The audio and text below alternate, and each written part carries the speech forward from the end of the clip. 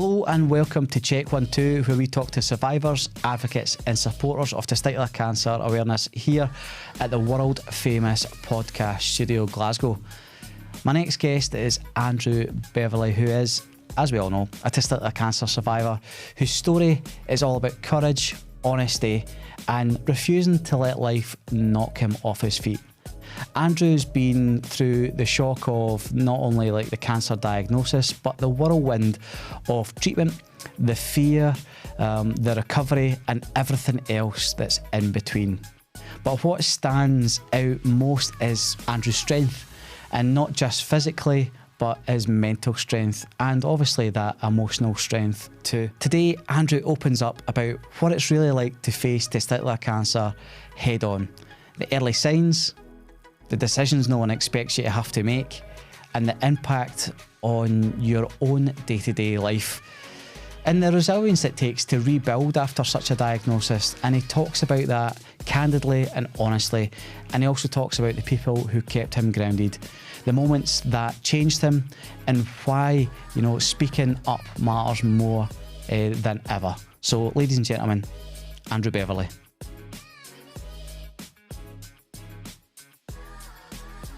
So thanks for coming on Check 1 2. Thanks for having me. And just to kick off, just tell us a little bit about yourself and your testicular cancer story, and then we'll just blow that away. Yeah, well, so it all started, well, initially, obviously, my name's Andrew, and I'm 38, so I was 36 at the time.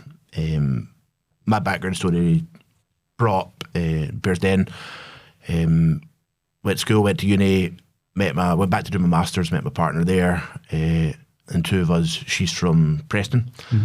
So we got a flat together in Partick, spent 5 years there, moved out the year before COVID, which moving out of a one-bedroom flat in Partick just before COVID, or the year before COVID, is probably a good thing. And COVID, in fairness, I didn't mind it. It was a horrible thing, but luckily with the weather, we had the garden, etc., so it was fine. Anyway, that was besides.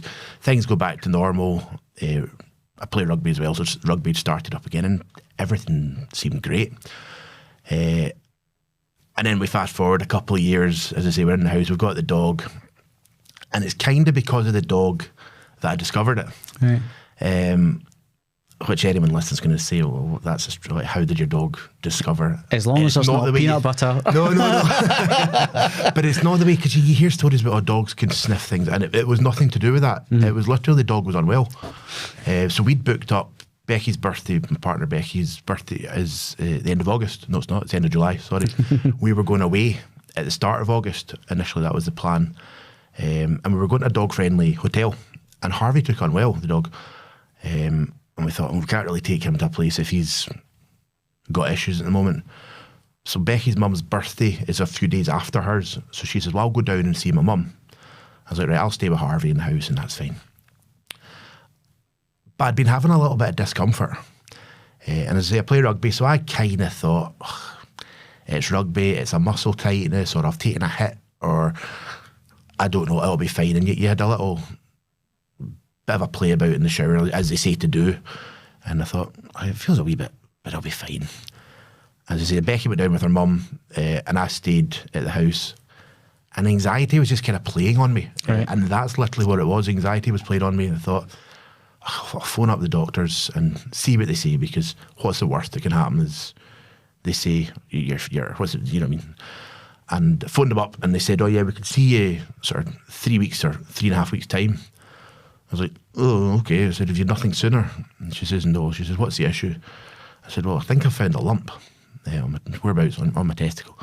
She said, all right, well, we can see you Thursday morning. I was like, all right, now we're talking. And it just goes to show, they keep emergencies or big things available, which is great.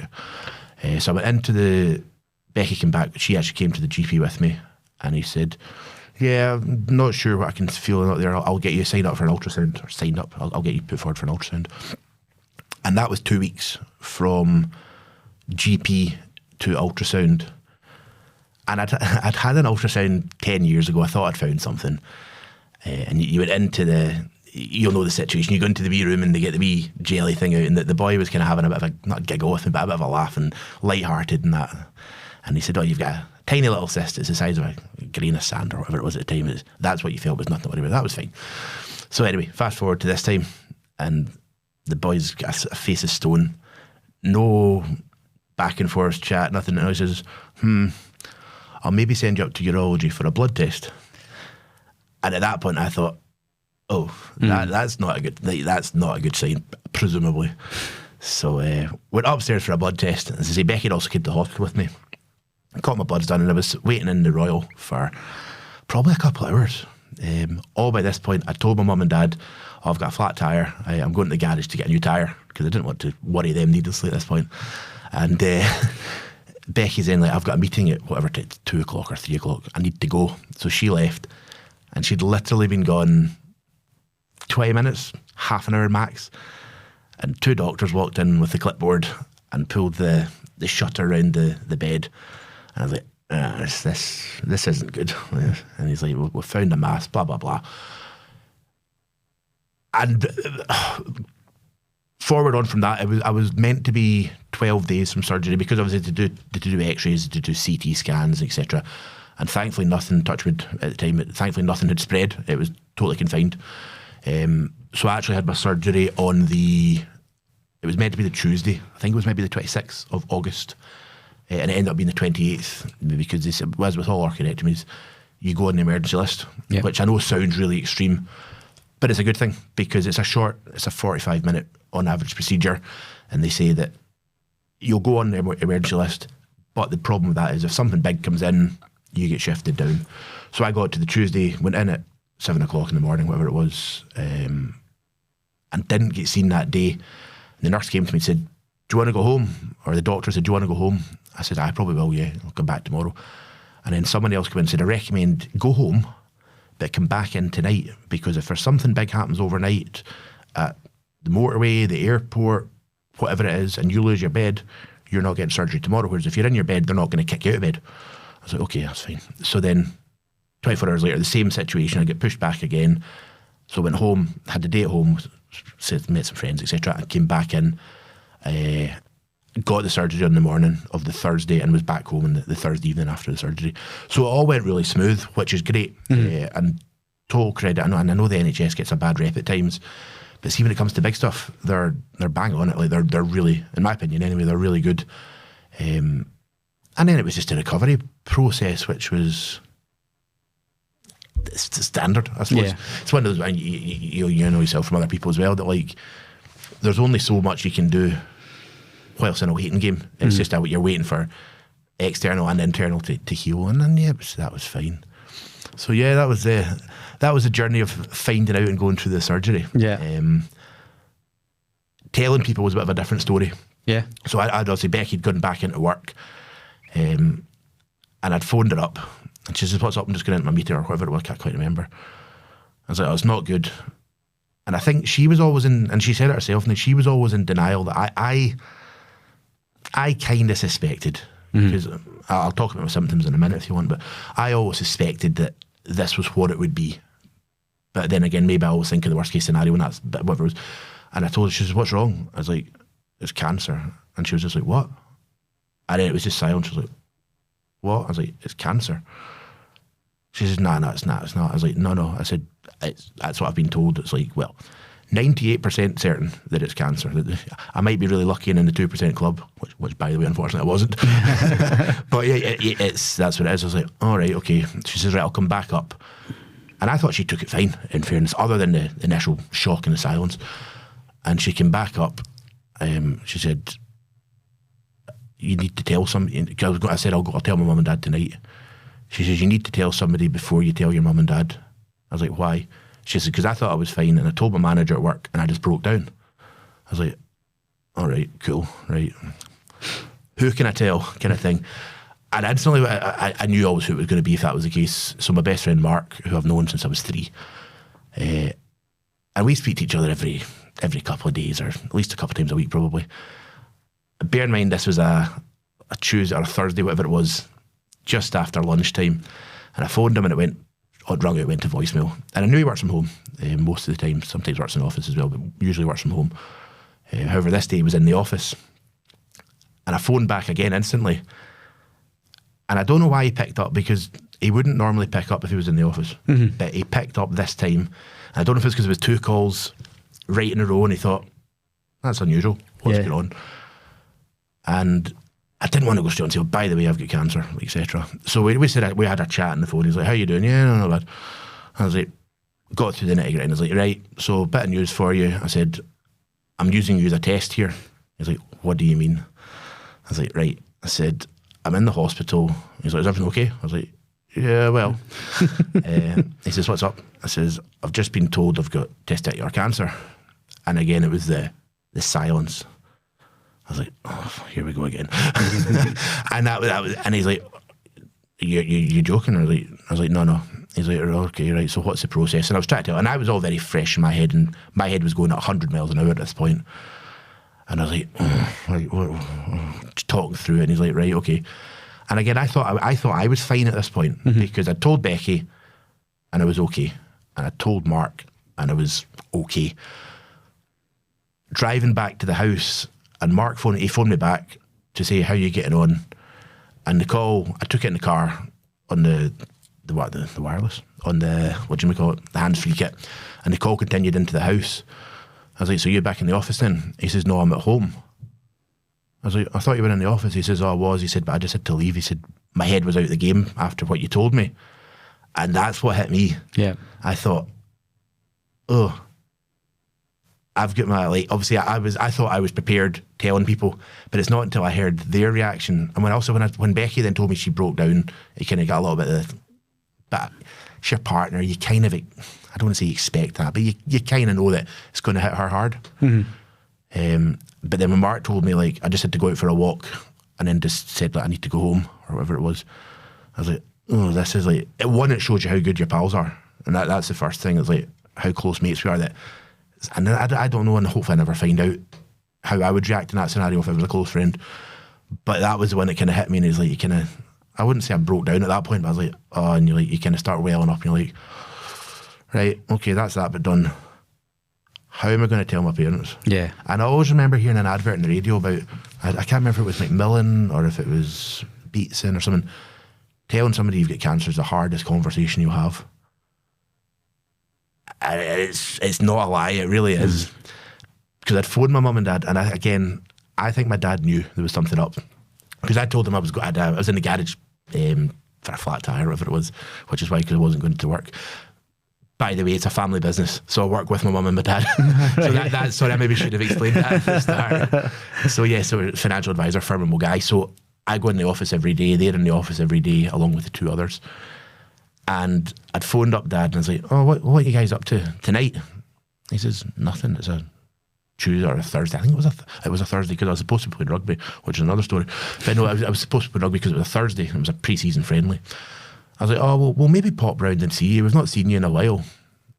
He's like, all right, okay. He saw us on Sunday, though. That's what he's thinking, because he told me this later on. But I was just, I needed an excuse to go around, but I needed an excuse not to tell them either why I was going to the hospital. So we went into the house in Bearsden, and we went upstairs, and I'm trying to be light-hearted and not make it obvious that something's about to hit the fan big time here. Yeah. And we're upstairs in the lounge, and we're chatting away. And I'd planned on maybe leaving it 20 minutes before telling him. And I think I held it in about 2, maybe 3 minutes. Yeah. I was like, that's right. So, by the way, I said, I don't have a flat tire. And Dad's like, oh yeah, we know. He's like, you wouldn't come to see us for a flat tire. Like, what's up? I was like, right. So I was at the hospital today, and then I just went through the same story. Basically, what I told you with Mark and what I told to Becky. And my dad's a very, I get the emotional side I get from my dad. My dad's very emotional, whereas my mum's, she was kind of like the not the glue that held it together, but she was kind of like put on the brave face. Quite stoic. Although again, when she sinks 4 brandies in the space of an hour, like, there's something not quite right there. But no, so like, we told them, and then Becky went to the toilet at this point, and I had just a wee sort of heart to heart with them, which I would have had with her in front of her anyway. And she kind of came back and joined us, and I don't know why we ended up. I'd gone through to my bedroom, or my old bedroom, to tell the 2 in the office why I wasn't in that day, because I now knew I wasn't going to be in tomorrow, because I was going back for tests, etc. And Mum and Dad came through at the bedroom while I was on the phone, and we had a chat, and Becky came in. And what I said to them, and this was this was a hard bit for me, being an only child, my worry was, if something happens to me, what happens to them? Like, if someone, like, you know what I mean, it's just, if something happens to someone who's got a brother or a sister, yeah, it's horrible, you lost a child, but there's another two of their person to look after the parents, essentially. If something happens to me, what happens to, and it was a total irrational thought at that time, but that was the first thing that went to my head with my mum and dad. And they're like, oh no, don't worry about it. Like, just, you got to stay positive and you'll be fine, and etc. And we knew from the scan, the initial from the ultrasound, it looked like it was completely confined anyway. But you're still thinking that the C word, you're thinking, oh God, like cancer, let's say initially, massive thing. But as I say, thankfully it all came through fine. And yeah, that was the sort of the family and the close friends. Story to tell them, but which is, it's a hard one. And you think back and you think, would I have done it differently? Like, would I have told them differently? And I don't think I would have, because there's no point in beating around the bush. And it's the same with telling other friends. Like, as I say, I was meant to be playing rugby that night, and obviously I didn't. And I just put it in the group chat. Sorry boys, I hadn't told my mum and dad at this point. Sorry boys, not going to make it tonight. And you get a few sort of comments, oh, letting us down, etc. And I'd phoned the coach. I said, I can't play. I've got a good reason. I said, but that's all it is. I said, I can't play.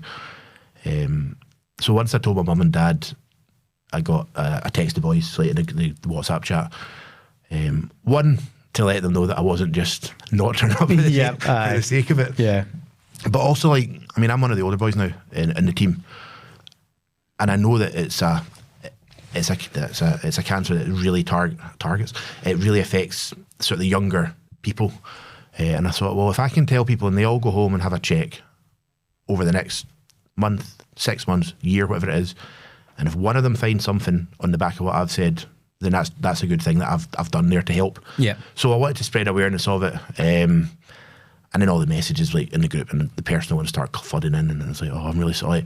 Oh, I was thinking really badly of you this afternoon. Oh, I feel really bad. I was like, don't feel bad. You didn't know about it. In fact, one of the boys said, I don't feel bad about it. Like, I'm not going to treat him any different, because just because he's got cancer, I don't want to treat him differently.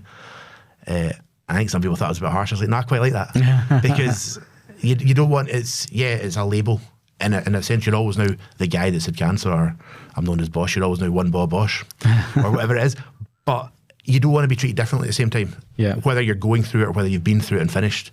And I was talking about it. I was like, I quite like that he did that, because it shows his personality, shows that he thinks obviously he can do that to me as well, that he doesn't have to beat around the bush and be different. Like, it's good. So. Didn't he treat you like with kids' gloves and? That's the much. I think it's funny as well when you get that, because I would have. If I were going through the group chat, I would have highlighted kind of the reply, like, letting us down. I was like, well, I've got cats. It's one of those ones. It's like, it was a horrible scenario, but yeah, it happens. Yeah.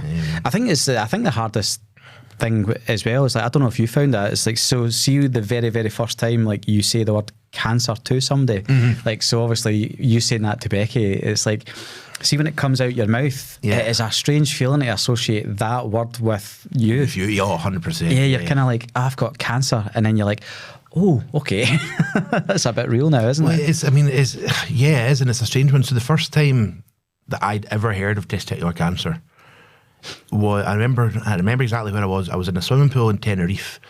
It was 1999, because it was the first time I was there, and over the radio at the wee poolside bar, it said, I can't remember if it was Celtic star or former Celtic star at that time, but it was Alan Stubbs has just been diagnosed with testicular cancer. And I quite liked Alan Stubbs, and I was like, oh no, that's not good. Now I was 99, so I'd have been 12 or something, 11, 12, can't remember. And that always stuck with me, was Alan Thompson one, and then there was Alan Stubbs one, and then there was John Hartson got it, and then so. You also, there's the Lance Armstrong, the Live Strong. That was when we were at school, the Live Strong campaign, and everybody wore the yellow bands. So it was one of those ones. There has always been a bit of knowledge about it, but then to actually hit me. Yeah. You're like, initially I thought, why me? Like, what have I done? Is it diet? Is it lifestyle? Is it where you live? Is it activity? I don't know. And then that's when the surgeon, the consultant who diagnosed me, it was like, no. He said, does it run in the family? No. Were testicles descended? I was like, yeah. He said, then it's just bad luck. Yeah. He said, you're in the prime age category, but he said it's bad luck, I suppose, essentially, and it's nothing you can do about it. I was like, okay, cool. Yeah. Which, at least, it's not something that I've done personally to myself, by diet, as I say, or lifestyle, or whatever it is. Yeah. Playing rugby. Because I know there's always this thought of, if you get hit in the testicles, you're increasing your risk. And he said that's not the case. Yeah, it's not. Which I never knew, because I thought, obviously, you take the occasional hit, or you get a rugby ball kick and it hits you, or whatever it is, and it's like, is that what's kind of brought it on? But no, so yeah. Yeah. And it's amazing though when you think like how many guys, even just that have been on the podcast, that have played rugby, that have either had a scare or had it. Do you know what I mean? Like, because I grew up playing rugby, you know what I mean? Like Ewan, Nathan, Bertie, yourself, there's like Xander as well. Yeah. So it's like you've got all the, and then Thingy Williams, Welsh rugby player, he's had it just recently, and you go, I think, and that's how I think the myth of is it getting hit, really kind of is kind of more exasperated than anything, because you're like, oh yeah, it's not, but it's one of those ones. But I know it's funny though as well, that I think that when you've had that diagnosis and you're kind of, and you probably felt as fit as you're ever going to feel as well. I think that's the biggest thing that people don't get. But you're saying as well, like, that looking back, did you think that you maybe then there were symptoms before that you maybe missed, or? I don't know, because like my symptoms, I mean, if you look on the NHS website or even the Cahonas website and other cancer charity websites, you'll find a lump the size of a pea is the standard one. But that wasn't it for me. So I didn't actually have, I don't know if this is too graphic for the podcast. Oh, not at all. I didn't have a lump as such. What I did have was my right testicle was rock hard and big and pretty sore to touch. Other than that, I mean, so that was why you felt a bit of a, when you're having a feel about it, you felt an irregularity. I suppose that's the best way to put it. But it wasn't so much like that's the perfect shape and there's a lump on top of it. It was nothing to do with that. And that was why I kind of stalled initially doing something about it. I thought, you're overthinking things. So, did I have pain? No. Other than on the testicle, because I know they say, back pain or whatever it is, and I had nothing like that. Yeah. It just goes to show that, like, just because there's one symptom doesn't necessarily mean it's the only symptom. Yep. Yeah. And that's when I'm out doing the education awareness talks, that's why we've got the life message. So the life message is, when you're looking for it, it's lumps, irregularities, firmness and enlargement. Yeah. And I always say that it's not about having all of these symptoms. You can have one of them. Yeah. Like you could have, a firmness but not have like an enlargement. You could have an enlargement in a lump but not have any. Do you know what I mean? Yeah. So that's why we try to promote that. 100%. Yeah, because you're not going to get I didn't have any kind of lower back pain or anything like that as well. And initially, I didn't have a lump. It wasn't until, like, I remember feeling sore and heavy. Yeah, heavy. Keyword heavy. Heavy. That was one. Yeah. And then I remember, like, there was one day I was kind of going down the stairs, and then I felt this like really sharp pain. But my cancer was actually inside my testicle, so I had an embryotic carcinoma. Right. So the only reason that I had a lump was because the testicle herniated and the cancer popped out. So a lot of times the cancer's like it's on top of, right, okay. Whereas mine was growing from the inside out. So I'm not sure. So I had a dull ache. That's the only pain. It was a dull ache, almost as if you're just wearing a pair of boxers that are too tight or something, and that's the only way I could describe it. It was a dull ache and a heaviness, and you're like, you're thinking, so like, is it my groin muscle or something, like my hip, or that was the weird feeling I had. But then we're talking about your tumour. When I say, I was fortunate or unfortunate, how you look at it. Fortunate that I wasn't the 2% club, because I lost a testicle. Yeah. Unfortunately, I wasn't the 2% club because I had cancer, unfortunately, that meant. So when my surgeon, Mr. Palmer, I think his name was, Mr. Palmer was, phoned me back up to say, yeah, Andrew, so we've got your results here in the pathology. It's cancerous. It was a pure seminoma. And at this point, he's just talking words to me. I was like, don't know what that means. And he says, good news is it hasn't spread. It was completely confined to the testicle. We'll now meet with was it the MD, the multiple... MDT. Yeah, multidisciplinary team. Yeah. The ongoing procedure, etc. And that was fine. So I then had to go to the Beatson, as everybody does, which is where I first heard about Cahonas with the box. I can see you've got one up there in the box with all the little goodies in it. And Dr. Mukherjee, and there was another doctor, I can't remember his name, basically told me the process of now where we are. Due to the size of the tumour, I was going to get one round of chemotherapy, which was carboplatin, and it would take an hour and a half, whatever it was, and that was fine.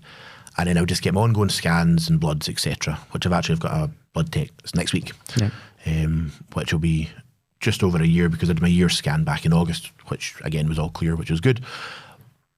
But yeah, it's one of those ones, I didn't actually know too much about the tumour size until I put through, and this is maybe a plug for the business, put through my life insurance. I've got life insurance with critical illness and serious illness cover. Put through a claim for that, and I got a partial payout from a provider, which was fine. But in the report from the GP, or not from the GP, from the surgeon or the consultants to the life insurance provider, they talked about the size of the tumour, which I didn't know at this point. And it was 5.5 centimetres by 4 centimetres by 3.5 centimetres, all confined within the testicle, remember. I was like, bloody hell, like, no wonder this was painful. Yeah. It's like, I mean, when I thought of the size of it, it's not far off the size of an egg. Yeah.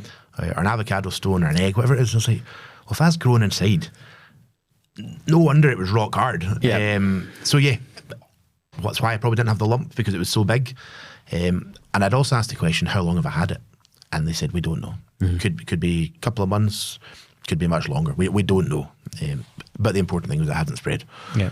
So, and it's lucky in a sense that you caught it when you did, because you don't know. And you look at Harry, who you would have met at when we were doing the video for the Christmas song.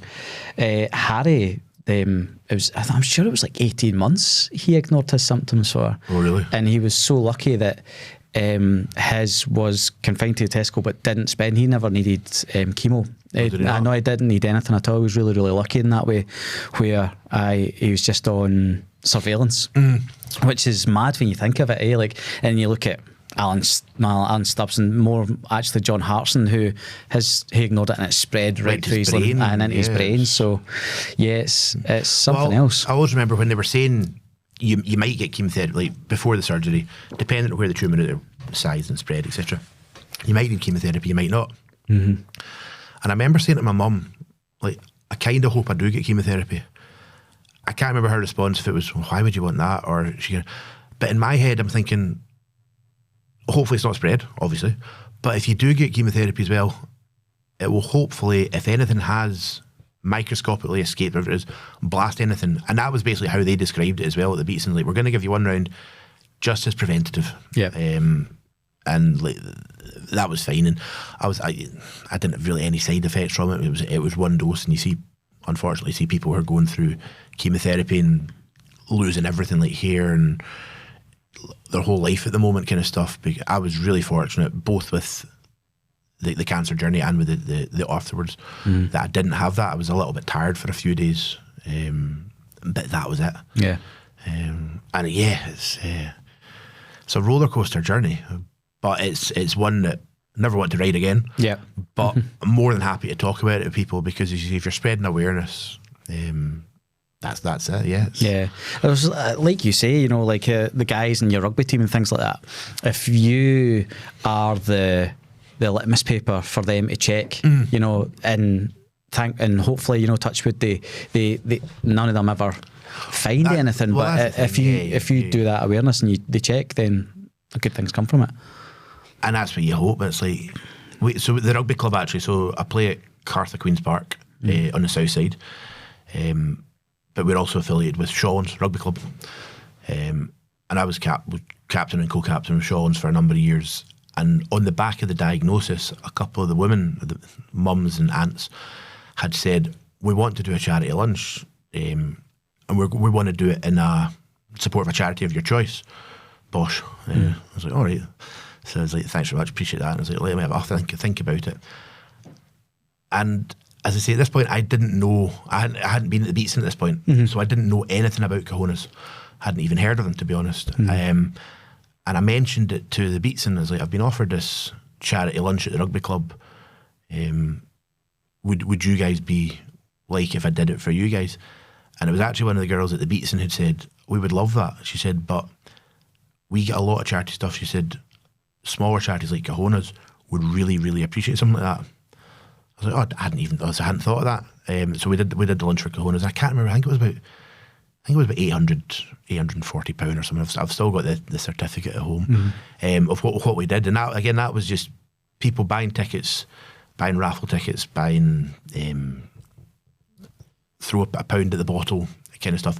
And it was quite good that the day we had the lunch, there was also there's at least one, I think there might have been 2 home games on the day. So the boys that had been out playing then came into the bar and put a fiver in and put a couple of quid, thrown it towards the bottle to win the bottle of whiskey or rum or whatever it was.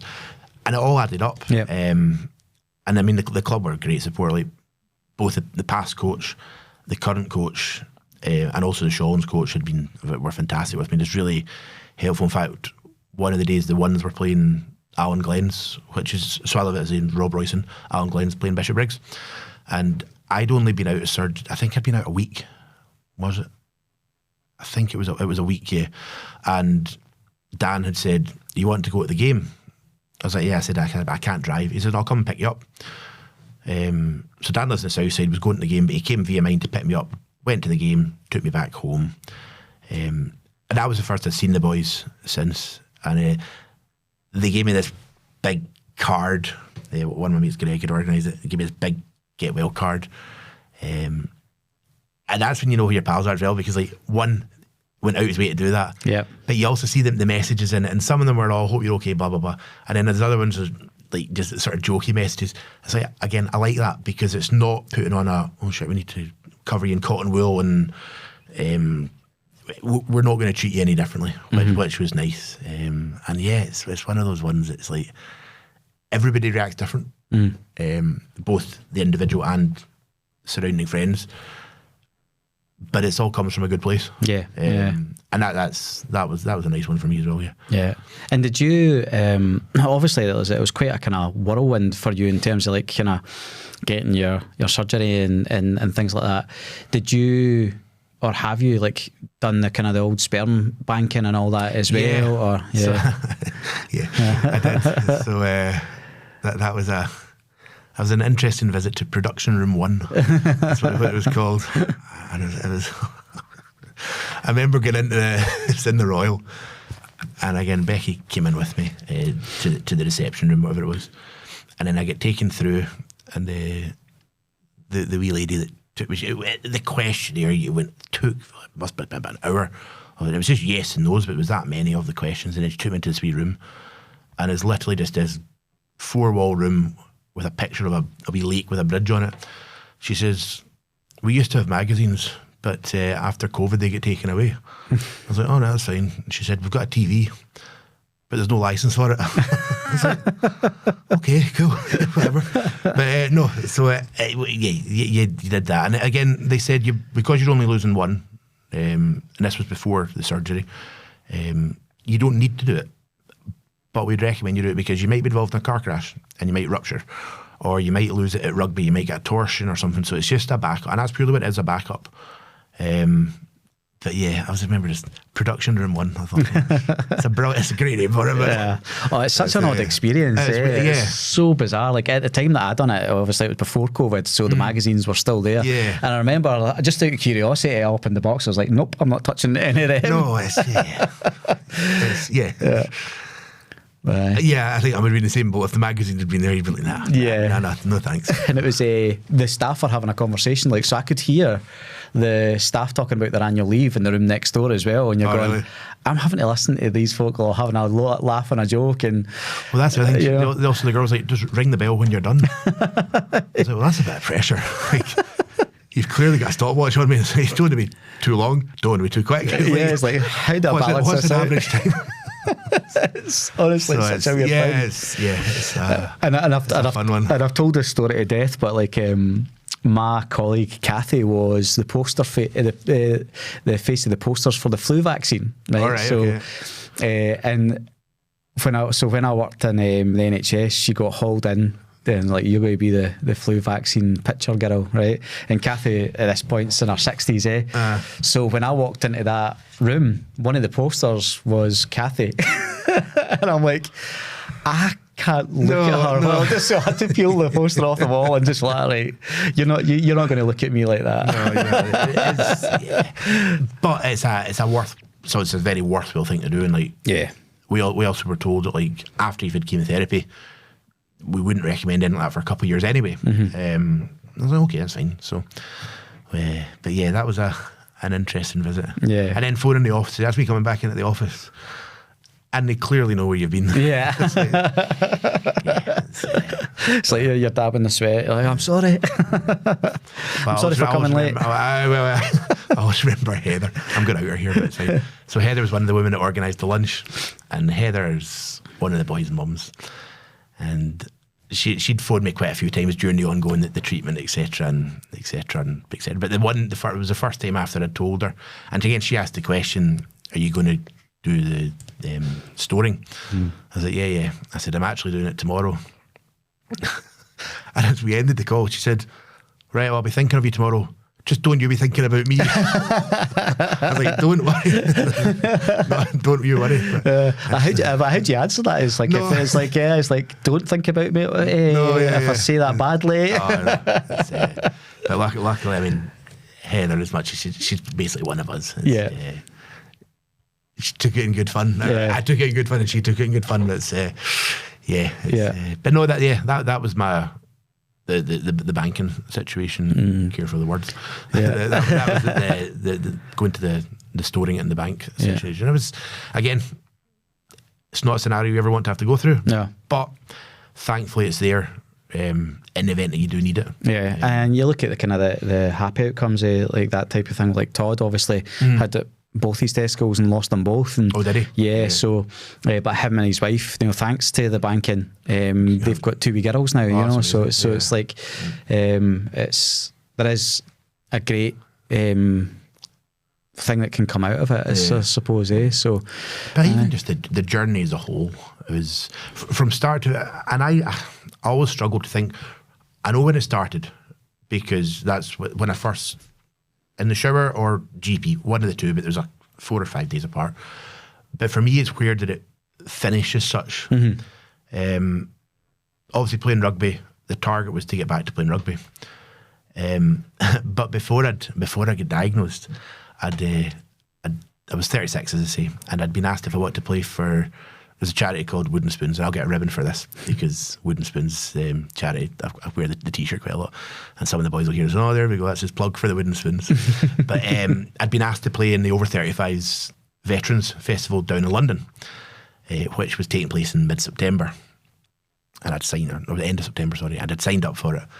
And it was Scotland have got their own team because it's all the counties in England, but because Scotland's on their own and Wales are on their own and Ireland join up with another one of the counties. So I'd signed up, I'd paid for it all, I'd booked my flights, I'd bought or got all my kit, and then I get hit with this. I was like, that's 4 weeks after surgery. That's quite tight. I was like, I'll still go down and I'll be the water boy or whatever it is. And then I was thinking more and more about this. It's like, I want to be able to say I've done it. So I was in the Beatson the first time, and I told Dr. Mukherjee about this, and I was like, any chance? And she's like, no, absolutely none whatsoever. I was like, slight chance? No, none. I was like, okay, cool. I've got a friend that's a surgeon as well, and I spoke with him, and David has been great. He, all the way through the journey, he sort of told me what to expect, etc., and plays rugby as well. And I remember I was out with a dog in Mulgai, and I was flying down on the Friday, and I think this was a Tuesday, or the way I think it was a Tuesday because I had the dog. No, it was a Wednesday, so because I had the dog in the office, and I was texting him saying, "I'm going into London on Friday for a rugby thing. What's the chances?" And he's like, "Send me a photo of your wound." I was like, "All right, let me get home and I'll do it." So take the photo, and it's a bit of an interesting photo to take. And he's like, "Professionally, no, don't play." He said, "As a mate," he said, "it's healed up quite nice.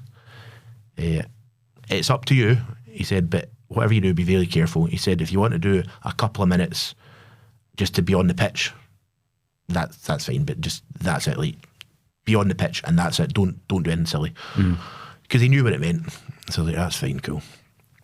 So I went down and I get offered to wear an orange bib. And if you wear an orange bib, it means that it's touch rugby for you, which is kind of weird, like playing contact rugby, but there's a couple of people doing touch. Right. I didn't want that. And I was told if you wear the bib once, you've got to wear the bib all day. I was like, "I don't really want to do that." So the coach was a guy called Tim Visser, who used to play for Scotland. He's a Dutch guy, but played for Scotland. And he says, "You get on?" I was like, "No, I don't know yet." And I was like, "Right, okay, put me on for the last couple of minutes." And the ball came to me, and before I knew, I got absolutely mauled by somebody. Oh, no.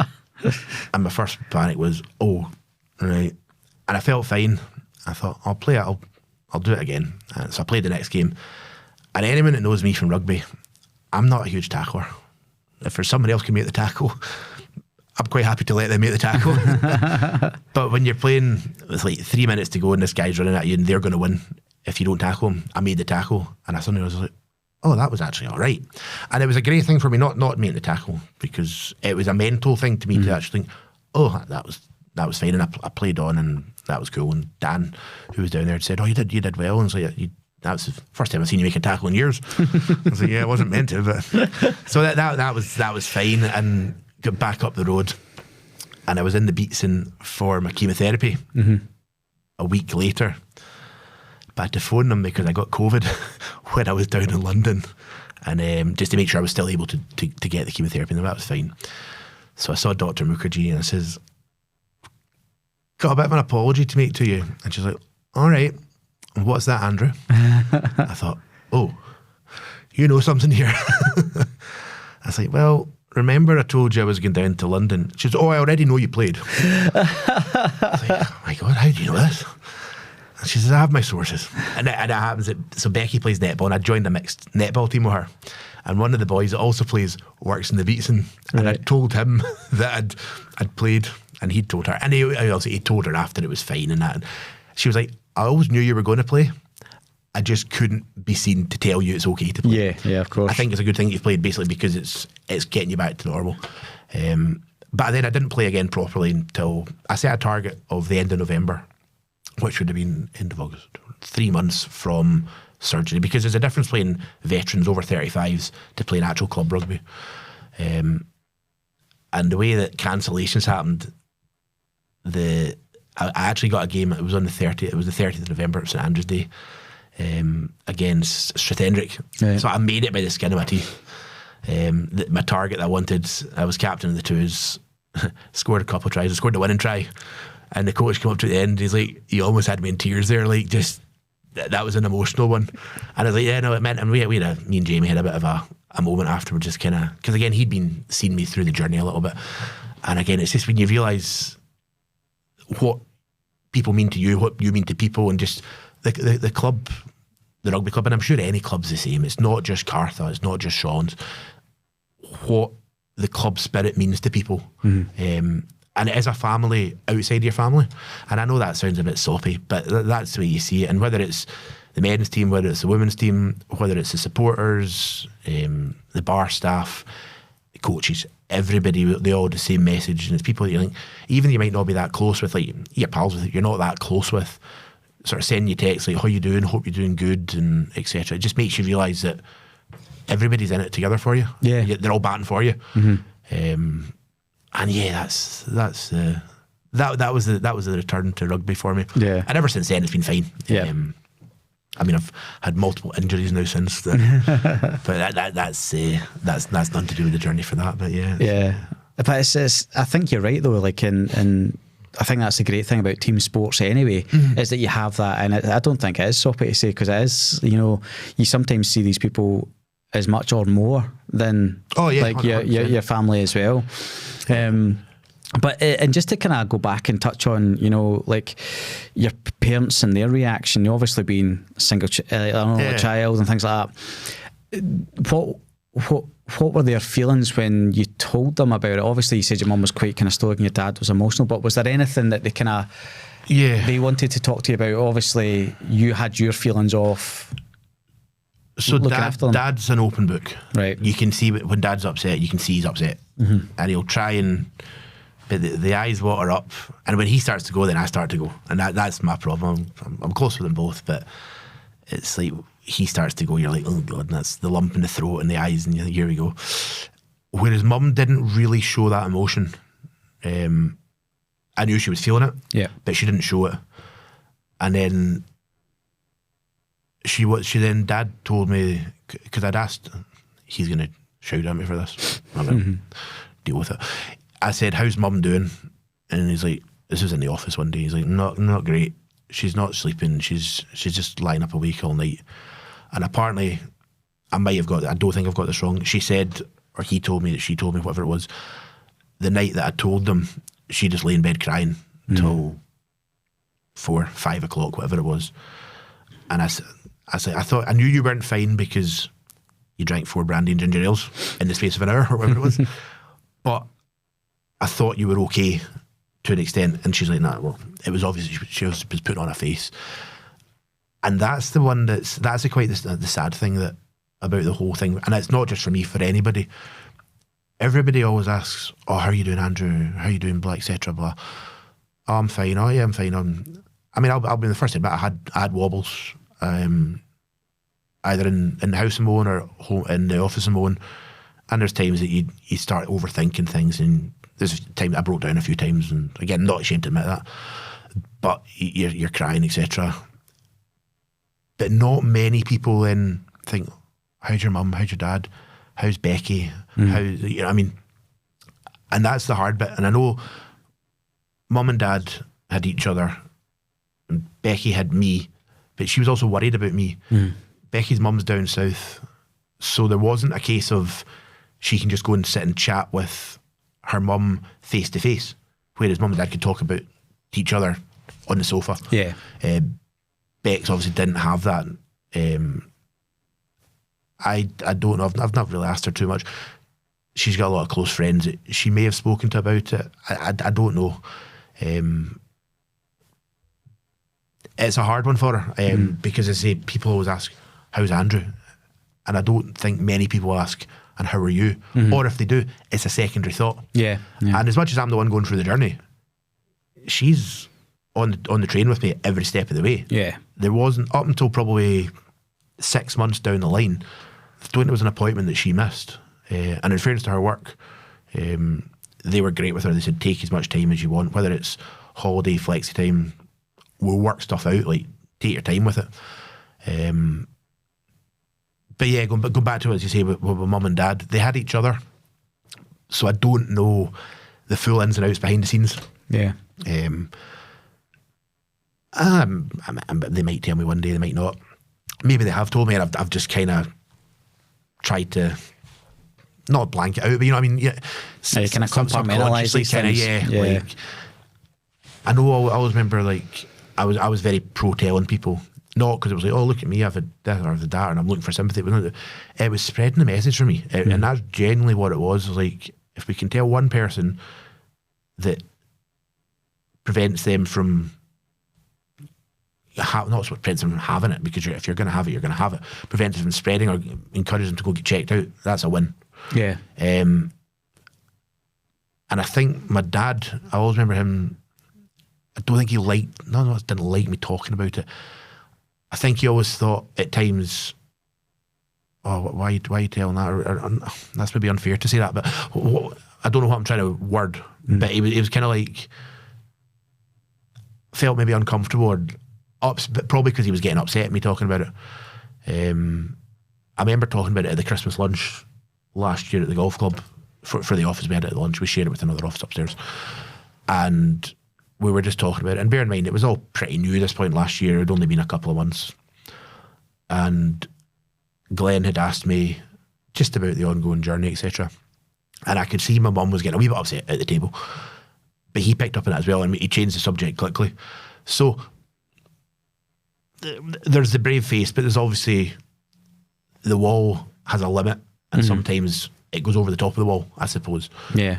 Now, 15 months down the line, 16 months down the line, it's a lot easier to talk about with them as well, I think. Yeah. And my dad, in fairness, has also now told people about it, told clients my journey, particularly if they've got kids, because he's like talks about spreading the awareness, I suppose, as well.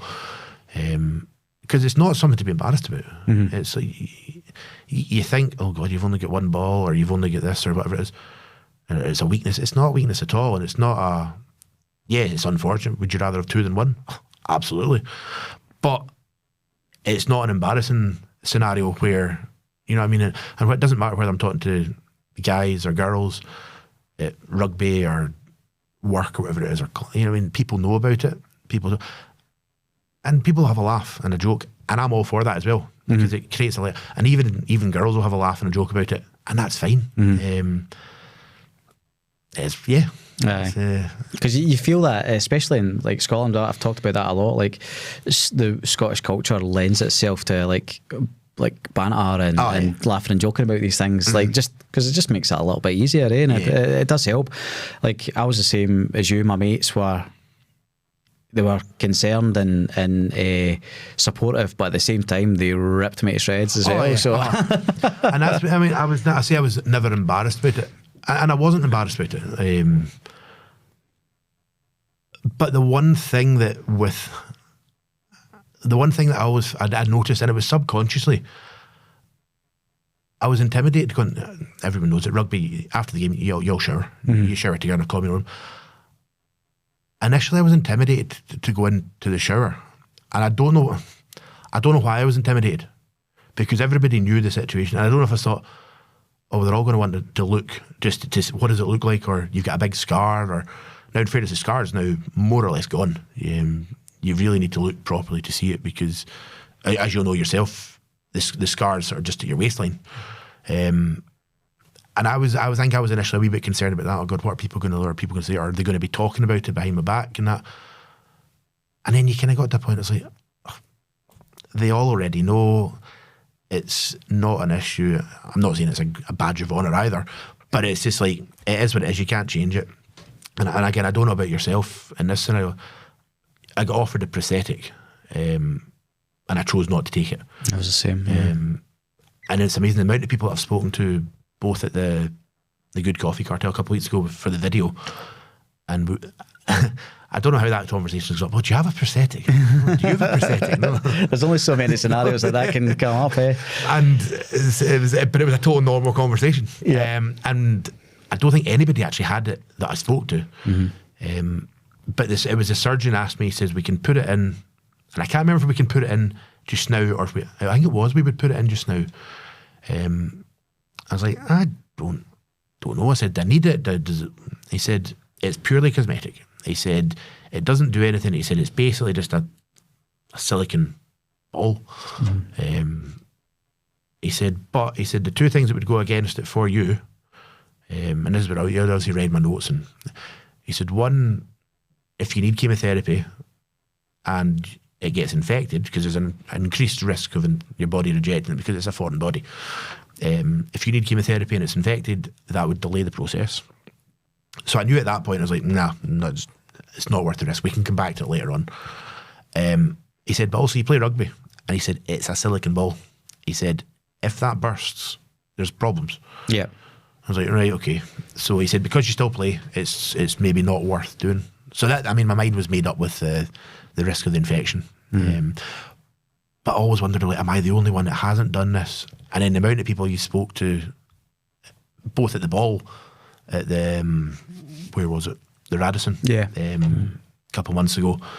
The lads at my table, he was the same scenario. He got diagnosed in Australia just before he came home, and then also the guys at the video.